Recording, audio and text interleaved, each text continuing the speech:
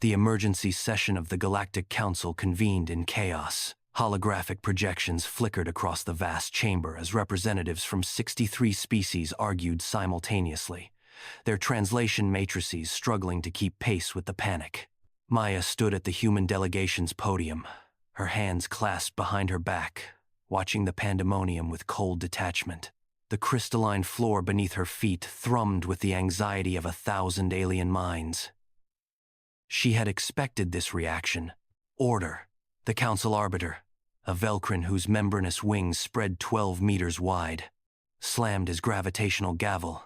The sound rippled through space-time itself. Representative Maya of Earth, you cannot simply withdraw humanity from the Galactic Council.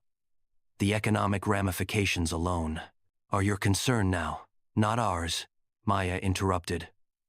Her voice amplified across the chamber. The withdrawal is effective immediately. All human personnel will evacuate Council space within 72 hours. A Thexian ambassador, its methane-breathing apparatus hissing, lurched forward. You've maintained our computational networks for 2 centuries. Without human technicians, our infrastructure will collapse, Maya finished. Yes, we're aware. Adem watched from the observation deck above, his fingers dancing across a datapad. He'd been Maya's strategic partner for 15 years, ever since they'd both graduated from the Diplomatic Corps' advanced xenopolitical program. The calculations on his screen painted a grim picture for the Council species, and he'd triple-checked every variable. The Zorathian Empire's FTL network will fail in 16 days, he muttered into his comm, feeding data to Maya's neural interface. The Velcrin banking systems will freeze in 9. The Quillian food distribution algorithm will break down in 73 hours. Maya received the information through her implant, her expression never changing. The truth was simple and damning.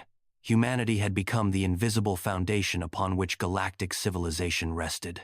For 200 years, since making first contact, humans had been the fixers, the problem solvers, the ones willing to dig into the tedious infrastructure that kept thousands of worlds functioning. The Council had taken it for granted. "This is extortion," roared Ambassador Krell of the Hegira Union, his forearms gesticulating wildly. "You're holding galactic stability hostage." "No," Maya said quietly, and somehow her soft voice carried more weight than his roar. "We're simply leaving. You created this dependency. We warned you, repeatedly, to train your own specialists in these systems. You chose not to.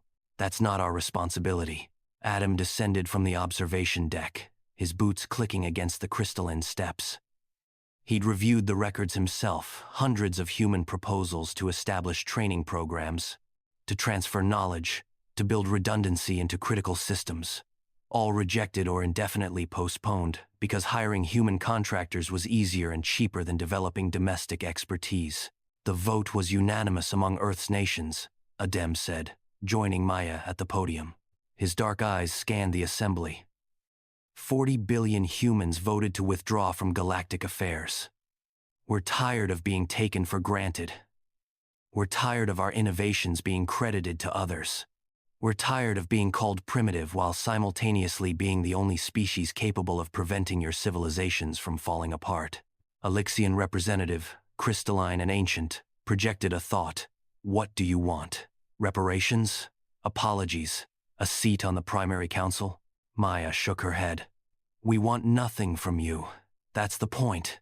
For 2 centuries, we've integrated ourselves into your societies, solved your problems, maintained your technologies, and in return, we're still classified as a Tier 3 species.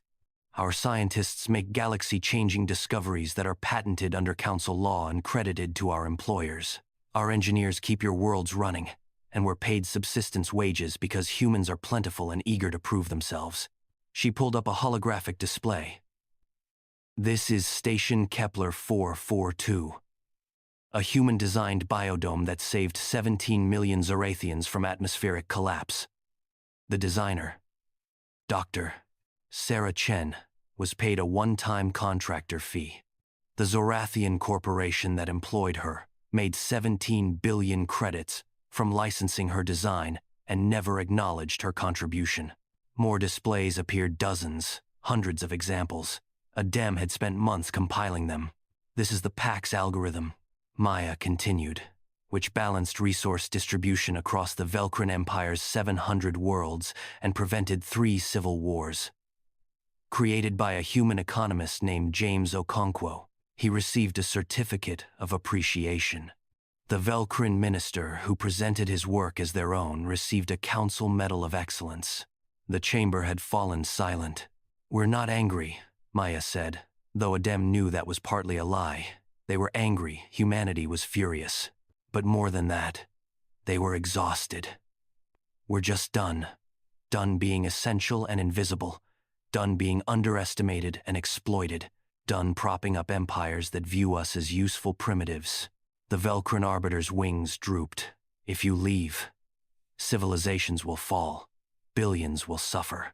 Then perhaps," Adem said coldly, "you should have treated the people preventing that suffering with more respect." Maya initiated the final protocol. "All human-maintained systems will be locked down in 72 hours. We've left documentation, basic instructions for emergency maintenance. Whether your species choose to cooperate with each other to keep things running, or whether you let pride and bureaucracy doom you, that's your decision now." She terminated the holographic connection to Earth's embassy network. Across Council space, human facilities began systematic shutdowns. Within a week, the predictions proved accurate. The Zorathian FTL network collapsed, stranding millions. The Velcrin economy froze, their algorithmic banking system failing without human oversight. Food distribution networks buckled, power grids fluctuated. Even simple things, waste management, atmospheric processors, water purification, began failing as the hidden complexity of systems only humans had truly understood became apparent.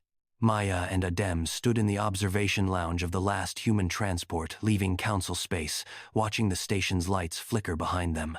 "Do you think they'll survive?" Adem asked. Maya was quiet for a moment. "Eventually, they'll be forced to cooperate, to actually learn their own systems. It'll be painful, but they're not helpless. They're just accustomed to having us handle the difficult work. And us." She smiled, the first genuine expression Adem had seen on her face in weeks. "We build our own future now. No more councils, no more proving ourselves to people who refuse to see us. Just humanity, finally focusing on ourselves."